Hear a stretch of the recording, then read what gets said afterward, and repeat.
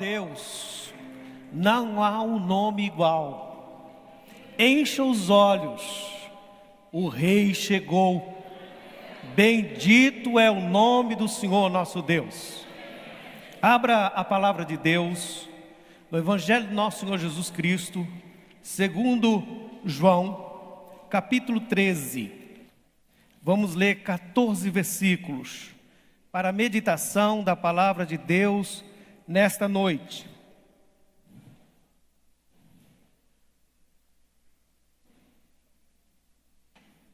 Vamos fazer uma leitura responsiva. Ora, antes da Páscoa, sabendo Jesus que era chegada a sua hora de passar deste mundo para o Pai, tendo amado os seus que estavam no mundo, amou-os até o fim.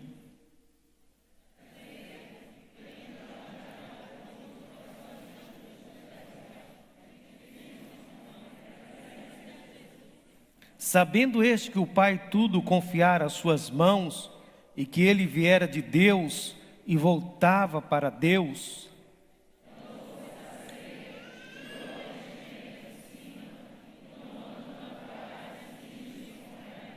depois deitou água na bacia e passou a lavar os pés aos discípulos e a enxugá-los com a toalha com que estava cingido.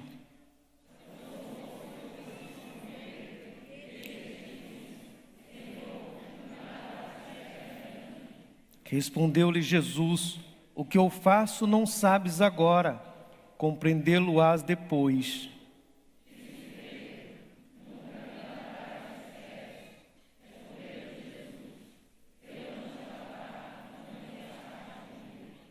Então Pedro lhe pediu: Senhor, não somente os pés, mas também as mãos e a cabeça.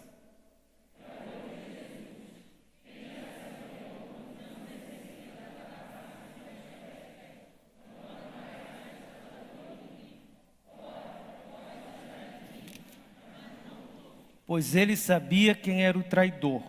Foi por isso que disse: nem todos estáis limpos.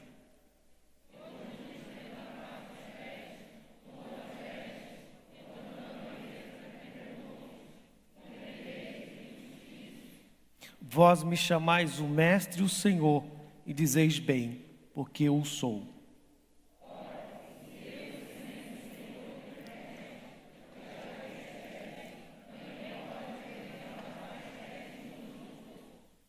Quero convidar os pastores e presbíteros a tomarem assento à mesa. Hoje é Santa Ceia do Senhor. Nós acabamos de ler um texto muito rico. Não é um relato histórico, é muito mais. Diante da ceia do Senhor, todos nós somos chamados à reflexão. O apóstolo Paulo diz que o homem deve examinar a si mesmo, e assim comer deste pão e beber deste cálice. Às vezes nós gostamos de examinar a vida dos outros, até mais fácil. Mas nós somos chamados a um autoexame, a uma interiorização, a uma reflexão, porque estamos diante do sacramento do Senhor. Nós confessamos 2 sacramentos, o batismo e a Santa Ceia do Senhor. E esse texto é muito rico. Perceba que ele vai além daquilo que nós, ao ler, passamos despercebido, pois são atos de reflexão, de memória, de ensino, é pedagogia de Jesus. E diante de tal desafio, convido os irmãos para baixar as suas cabeças. Ó Deus, em reverência, temor e tremor diante da sua palavra, até porque esses irmãos não vieram aqui para me ouvir, eles vieram para ouvir o Senhor, assim como eu também. Portanto, Senhor, como nenhum homem é capaz de falar no teu nome, falamos o teu nome, porque o Senhor fala com o seu povo. Que o teu Espírito Santo belisque o coração e haja mudança, libertação, cura, como lhe é próprio fazer, para a honra, glória do nome daquele que é desde sempre e para sempre. te agradecemos em Cristo Jesus, nosso Senhor. Quero lhes convidar para observar alguns pontos desse texto. Primeiro, percebam que, chegado a hora de passar deste mundo para o Pai, na verdade, esse é um momento de despedida. O Senhor Jesus está indo à morte. Esse é o momento que Ele chama os seus discípulos para um momento de profunda comunhão e intimidade. Jesus não está desesperado. Ele sabe que está chegando a hora, mas Ele relata, assim como João escreve, Ele não diz chegou a hora de morrer, chegou a hora de ir ao Pai. É o que Hebreus nos diz, estava diante da alegria que lhe estava proposta. Por isso olhamos para Ele como autor e consumador de nossa fé. Nesse momento último do Deus encarnado, gente, junto com os seus discípulos, nenhuma despedida, se espera um momento de tristeza, um momento melancólico, mas não. O relato é assim: Ele os amou, amou os seus e o amou até o fim. Esta questão do amor de Jesus transcende a dor, a lembrança, o perigo, o medo, o desespero e tudo aquilo que pode estar à sua frente. E ainda, quando nós pensamos nesse texto, no original, que está escrito agapau, eis, telos, é aquela ideia que é o fim, depois do fim, que as emoções transcendem ao infinito. É muito mais do que dizer forever, é muito mais. É dizer que este fim é eterno. Você tem ideia de quanto Deus lhe ama? Às vezes nós fazemos uma comparação da nossa capacidade de amar. Mas Deus ama você mais do que você ama os seus filhos. Deus ama você mais do que você ama os seus pais. E para nós, Wellington, Nery, Deus nos ama mais do que nós amamos nossos netos. E olha que é uma loucura. Deus nos ama. Agora perceba que Ele ama os seus. Ele sabe quem são os seus. Ele lhe conhece como ninguém te conhece. Pode ser que as pessoas que estão à tua volta acham que lhe conhecem. E você mesmo pode em algum momento achar que você se conhece. Mas nós não nos conhecemos. E por isso que algumas vezes nós fazemos alguma coisa que ficamos arrependidos. Nem o diabo nos conhece direito. Mas Deus nos conhece. Ele conhece os seus. E Ele ama os seus. Só esta introdução seria suficientemente para passarmos a noite refletindo. O Deus encarnado vai morrer. E em suas últimas palavras, Ele nos diz que nos conhece e nos ama até o fim do infinito, quando o fim não existe. E quando esse fim se manifesta, é um novo começo. Já é maravilhoso. Então Jesus surpreende. Havia algumas coisas acontecendo, eu quero lhe ajudar a compreender um pouco o contexto. Na verdade, Judas já tinha oferecido Jesus para os principais sacerdotes e já tinham decidido o valor, já haviam taxado o preço de Jesus, 33 moedas. Jesus já tinha sido colocado à venda. As pessoas estavam já procurando-o para matar. Os discípulos estavam discutindo entre eles na jornada quem era o maior, quem era o melhor. E o Senhor Jesus não só ouviu a conversa, não só instruiu na conversa, mas aproveita esta conversa para ensinar aos discípulos. Porque tudo que Jesus faz é pedagógico para os seus. Nem sempre nós entendemos tudo. Pedro não entendeu. Mas Jesus disse, o que faço não entendes agora, entendê-lo-ás depois. Você já percebeu que tem algumas vezes na vida que nós não entendemos? E ficamos pensando, Deus, por quê? Para quê? Como? Na verdade, é a oportunidade que Deus está dando para que possamos aprender algo que não aprenderíamos de outro jeito. E o Senhor Jesus, então, faz e opera na nossa vida, e com o passar do tempo a gente olha e diz, nossa, aquela situação tão embaraçosa e difícil foi até muito boa, serviu.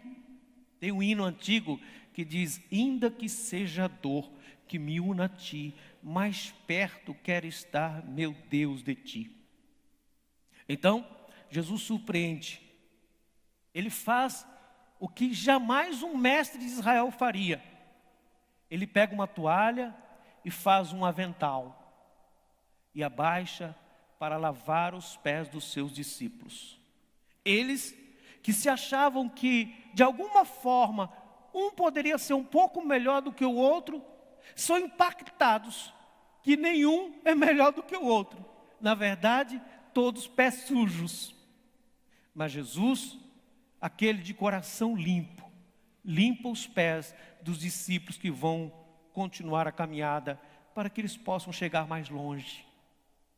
É este amor abnegado e infinito, imensurável, manifesto no Cristo que é humilde, que se humilhou, como diz o apóstolo Paulo escrevendo aos Colossenses, até a morte, e morte de cruz, nos chamando a viver uma vida exemplar como Ele.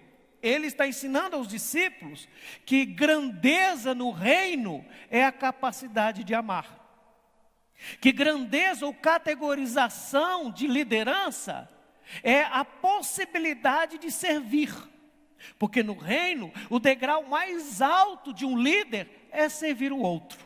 Porque na verdade, nós não fomos chamados para trabalhar no reino, nós não fomos chamados para mudar o reino, nós fomos chamados para viver o reino. E viver o reino é viver em amor ao outro.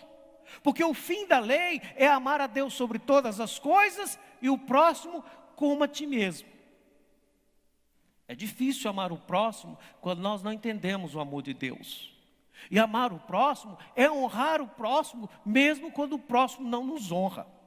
É não falar mal do próximo mesmo quando o próximo e até distante fala mal da gente.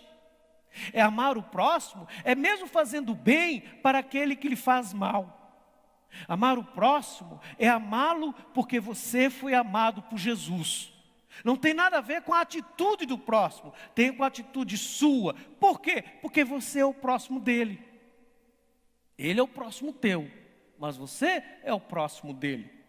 Então você tem que amar o próximo como a si mesmo, como você gostaria de ser tratado, como você gostaria que eles vivessem. Então você não precisa ter razão, porque a razão foi a cruz do Calvário. Às vezes não só a razão, mas brota em nós um senso de vingança. Um irmão foi traído pela esposa, procurou o pastor com muito ódio, diz: pastor, isto exige sangue. O pastor disse: meu filho, você tem razão, tem que derramar sangue. Por isso que Jesus morreu, já derramou sangue. Você não precisa mais derramar sangue de ninguém, porque aquele que nada fez e que jamais te traiu, morreu para você poder perdoar. Isso é fantástico, até porque a ceia fala de sangue e corpo. Não está aqui nem corpo nem sangue, é pão e vinho, tirado do uso comum, para neste momento nós lembrarmos da graça de Deus, mas lembrarmos que o corpo foi moído pelas nossas transgressões, e o castigo que nos traz a paz estava sobre ele, e pelas suas pisaduras nós fomos sarados, e pelo seu sangue nós fomos perdoados, porque o sangue de Jesus nos purifica de todo o pecado. Agora, isto é lembrança de aliança. Faz-nos lembrar Êxodo capítulo 12. Quando o povo saiu, era Páscoa, tinha que matar um cordeiro, passar o sangue no umbral, para que a maldição passasse por cima. A maldição não passa mais por cima, ela está debaixo dos pés de Jesus. E Paulo diz que em breve nós esmagaremos a Satanás debaixo dos nossos pés. Não somos filhos da maldição, éramos, mas agora nós somos os seus, nós somos de Jesus. E fala que o sangue é aliança, é um pacto de sangue. O cristão tem um pacto de sangue com Jesus, não o seu, não o meu, porque o meu sangue não perdoa nem os meus pecados. Nós não conseguimos parar de pecar, nós diminuímos um pouco e nos esforçamos para pecar menos. Queremos errar menos, porque quem erra menos acerta mais. Mas às vezes pecamos até sem querer. Mas aquele que jamais pecou, morreu na cruz do Calvário e agora chama os seus discípulos e lava-lhe os pés. Pedro não entendeu. Aliás, eu penso que nenhum deles havia entendido. Mas talvez ele estivesse tão chocado, pasmos. Mas Pedro tem atitude. E Pedro diz: Senhor, a mim não vai lavar meus pés. Que absurdo! O Senhor é o mestre, eu sou o talmidim. O talmidim que deveria lavar os pés do mestre. Talmidim é a palavra para aprendiz. O aprendiz naquela época era muito exigido. Alguns mestres exigiam que o talmidim só fosse ao banheiro quando ele tivesse vontade. Era conhecido como aquele que levava a toalha de banho para o seu mestre. Mas agora, o mestre está levando a toalha do banho e lavando os pés deles. Ele não compreendeu. Então Jesus vai explicar. Depois você leia todo o texto em casa. Tem dois significados. Primeiro, que Jesus é humilde. Ele se humilhou. E ele disse, está escrito, Mateus 11, 28, vinde a mim todos estáis cansados e sobrecarregados, e eu vos aliviarei. Tomai sobre vós o meu jugo e aprendei de mim, que sou manso e humilde de coração, e encontrareis descanso para vossas almas, porque o meu fardo é leve e o meu jugo é suave. Fardo era a doutrina do mestre. Jugo era o que o mestre exigia dos seus discípulos. O que Jesus está fazendo é totalmente inverso. Ele está se colocando na posição mais inferior dos homens, porque ele está indo para o lugar mais amaldiçoado que um homem pode ir, para ser pendurado na cruz, e ele sabe disto, e ele não foi pego de surpresa. Está chegando a hora, ele tem controle do tempo, ele tem controle sobre todas as coisas, e ele está disposto a entregar-se por amor. Ele sabe que isso vai ser sua morte, mas a morte dele é a nossa vida. Como dizia o pastor Júnior, ele prefere o inferno por você do que ir ao céu sem você. É um amor infinito que nós temos ideia, mas você só vai compreender a profundidade, a largura, o comprimento deste amor quando chegar nos céus, porque é mais do que a mente humana pode perceber. É por isso que você está aqui, porque o Senhor Jesus te lavou, e o Senhor Jesus disse: Pedro, se eu não te lavar, você não tem parte comigo. Disse, então lava tudo. Jesus disse, não precisa, você já está limpo, você já está limpo, você já está limpo. Você está limpo mesmo? Está limpo? Nem todos, porque o traidor estava ali. E Jesus disse, olha, entre vocês é diabolós, é enganador, fofoqueiro, mentiroso. Entre vocês, e Satanás o tomou. Mas dá a impressão no texto que Satanás tomou ele ali. Não, já havia tomado, o coração dele não era de Jesus. Ele estava na igreja de Jesus, ele participava do grupo de Jesus. Ele até parecia alguém responsável pela área social.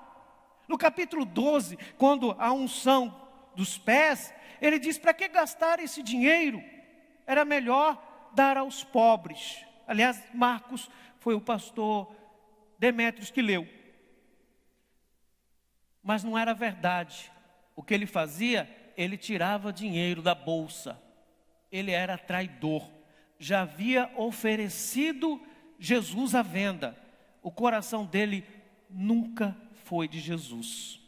É impressionante isto, porque ele estava no grupo, ele era politicamente correto, fazia tudo certinho, era administrador, tesoureiro, fazia as compras, homem de confiança, e ele era um talmidim exemplar, mas o seu coração ainda não era de Jesus, e Satanás o toma.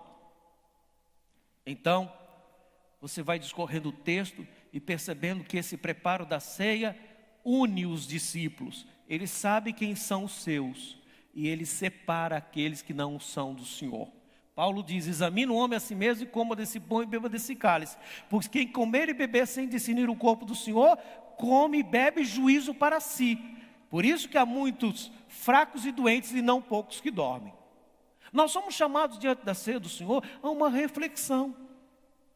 Porque o pior de tudo, meus irmãos, é ser Judas, por um momento sequer, por uma noite, ou por uma noitada, ou por um passeio, ou por um flerte, ou por uma brincadeira. Trair Jesus só um pouquinho. Foi assim que Judas começou, até que Satanás tomou conta do seu coração. Nós fomos chamados a viver Jesus em todo o tempo e o tempo todo.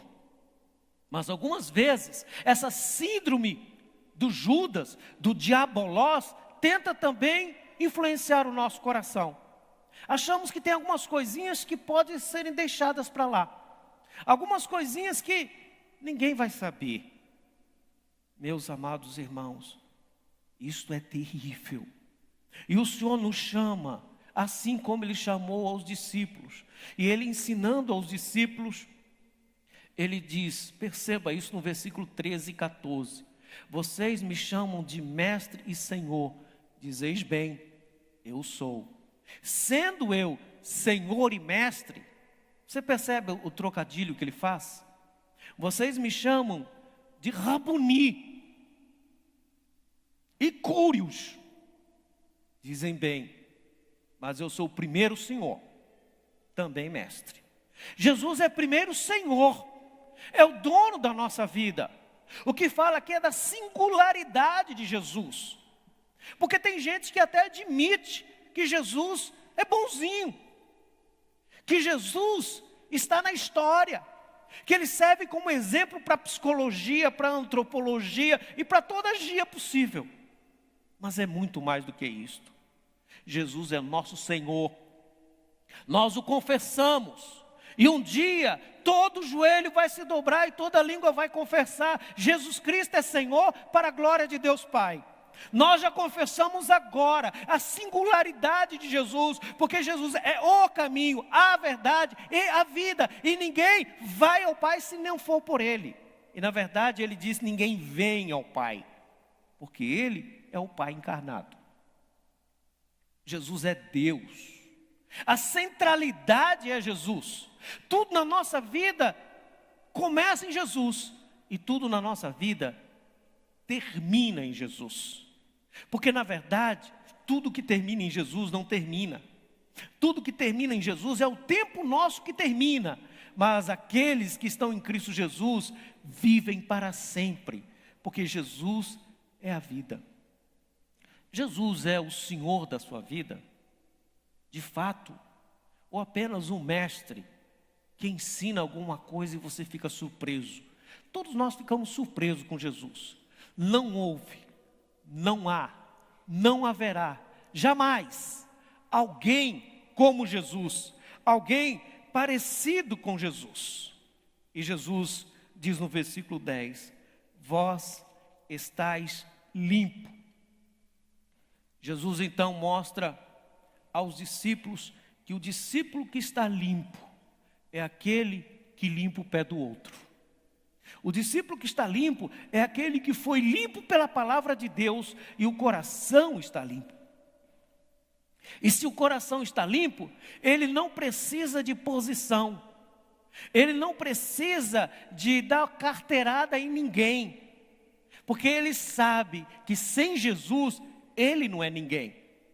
Mas em Jesus nós somos mais do que vencedores. Meus amados irmãos, é maravilhoso esse texto, assim como toda a palavra de Deus, que queima o nosso coração. Mas eu queria compartilhar com vocês um testemunho e dizer desta limpeza de Jesus. Como Jesus nos limpa todo o tempo, mesmo nós que somos cristãos, que já fomos limpos, mas de vez em quando sujamos os pés. Às vezes, trilhando o atalho de Judas. Às vezes, achando que somos melhores do que os outros. Às vezes, achamos que deveríamos ser mais reconhecido ou aplaudido. Achando que de alguma forma nós poderíamos ser um pouquinho o Messias. Jesus nos chama a este momento e nos purifica. Porque eles estão na ceia.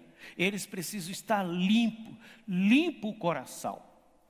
E não só limpo o coração, mas limpo completamente.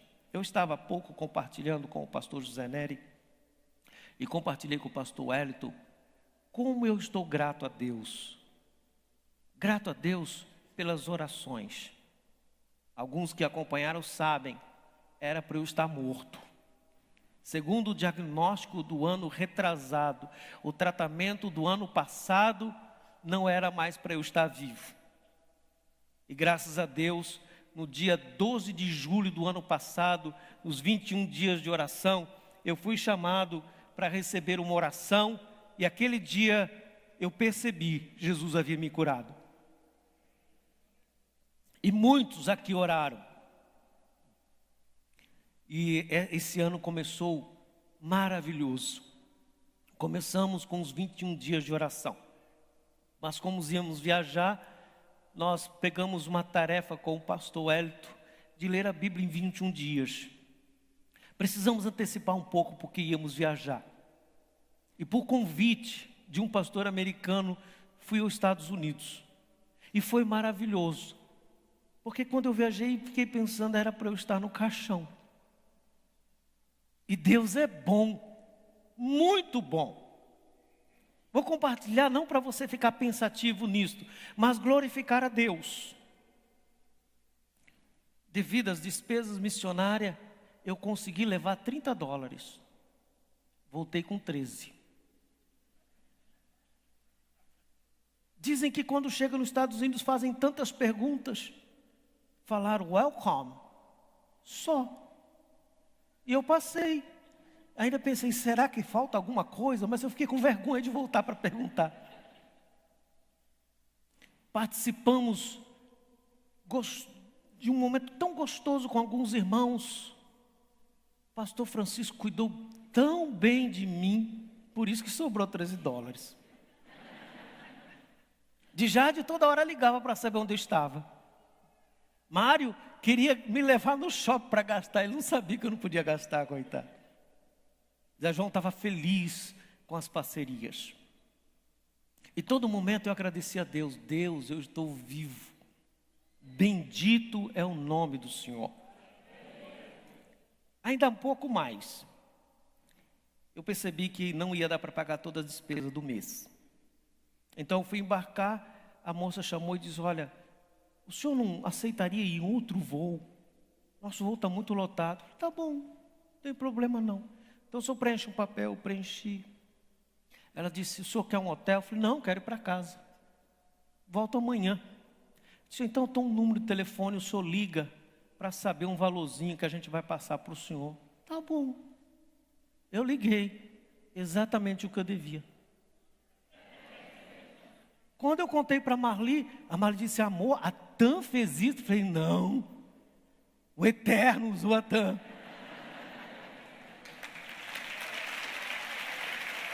Eu estou vivo para a glória de Deus. E numa das reuniões, um irmão chegou e falou com os pastores, nós estávamos reunidos, pediu para nós abrirmos uma igreja nos Estados Unidos. Deus já tinha falado isso no coração do pastor Francisco. E ele disse, vamos pensar em uma igreja. Depois eu falei com ele, vamos pensar na primeira igreja. E depois eu fui para Boca Raton. E fiquei lá 2 dias. E no último dia, o Fabrício, nosso irmão que dirigiu o grupo familiar aqui, alguns conhecem, e a Érica, disseram, pastor, o que a gente faz agora? Falei, começa a igreja, um grupo familiar. E eles se empolgaram. Já estão se reunindo com 5 casais. Meus irmãos, Deus é poderoso para lhe perdoar, para limpar o seu coração sujo, para transformar a sua vida e para fazer infinitamente mais do que você pode desejar, pensar, sonhar, para o louvor da sua glória. Bem, até o ano passado eu tinha comprado até o velório. Estava tudo pronto. Falei para minha esposa, até o caixão, para não dar trabalho. Mas se Deus me curou, agora eu quero viver bastante. Quero viver bem. Quero viver para a glória de Jesus. Então, quero concluir. Nosso tempo hoje, precisamos chegar diante da ceia do Senhor com o avental da humildade. Mas pode ser que você esteja precisando de um avental de Jesus. Pode ser que o Senhor Jesus está falando ao teu coração e que Ele quer mudar a sua história e que talvez você tenha tido dificuldade de confiar nele. Vou contar só mais uma história rapidinho. Há uns 5 anos, eu estava lá na igreja, chegou uma senhora, e ela disse, preciso falar com o pastor. Falei, pois não. Ela contou a história triste dela, o marido foi embora, ela estava desesperada. Falei, minha filha, tudo é possível em Jesus, você crê na Bíblia? Ela disse, não. Falei, muito bem, eu creio. Ela disse, você quer estudar a Bíblia e seguir a Bíblia? Ela disse, como que eu faço? Eu não acredito. Falei, não tem problema, eu acredito. Eu falei, a senhora tem outra opção? Ela disse, não, então por falta de opção, deixa eu acreditar na palavra de Deus e eu vou acompanhar a senhora. 40 dias depois, o marido estava de volta e convertido. E o mês que vem vai ser o batismo dela em uma outra igreja presbiteriana. Eu não sei quanto você confia em Jesus, mas eu quero te incentivar a crer mais, mas muito mais. Que você abra os seus olhos, porque o Rei está vivo, porque o Cordeiro é santo, porque Ele morreu na cruz, e nós tomamos agora uva, mas Ele derramou sangue. Nós comemos pão, mas Ele sofreu a dor na carne. Ele fez uma aliança de morte, que só Ele morreu, só o sangue dele foi derramado, e nós fomos chamados para sermos limpos e curados. Se você quer receber uma oração, se Deus falou no teu coração, quer seja para cura, conversão, limpeza, por favor, venha rápido. Quero orar por você. Queremos orar por você. Chamar o pastor Hélito para fazer essa oração.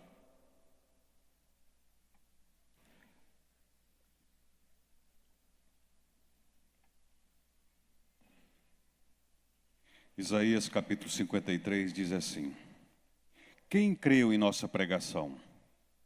E a quem foi revelado o braço do Senhor? Porque foi subindo como renovo perante ele, e como raiz de uma terra seca. Não tinha aparência, nem formosura. Olhámo-lo, mas nenhuma beleza havia que nos agradasse. Era desprezado e o mais rejeitado entre os homens, homem de dores, e que sabe o que é padecer. E como que um de quem os homens esconde o rosto, era desprezado e dele não fizemos caso. Certamente Ele tomou sobre si as nossas enfermidades, e as nossas dores levou sobre si. E nós o reputávamos por aflito, ferido de Deus e oprimido. Mas Ele foi traspassado pelas nossas transgressões, e moído pelas nossas iniquidades. O castigo que nos traz a paz estava sobre ele, e pelas suas pisaduras fomos sarados. Todos nós andávamos desgarrados como ovelhas, cada um se desviava pelo caminho, mas o Senhor fez cair sobre ele a iniquidade de nós todos. Ele foi oprimido e humilhado, mas não abriu a boca. Como o cordeiro foi levado ao matadouro, e como ovelha muda perante os seus tosqueadores, ele não abriu a boca. O juízo opressor foi arrebatado de sua linhagem, quem dela cogitou? Porquanto foi cortado da terra dos viventes, por causa da transgressão do meu povo, foi ele ferido. Designaram-lhe a sepultura com os perversos, mas com o rico esteve na sua morte, posto que nunca fez injustiça, nem dolo algum se achou em sua boca. Todavia, ao Senhor agradou moê-lo, fazendo-o enfermar, quando ele der a sua alma como oferta pelo pecado.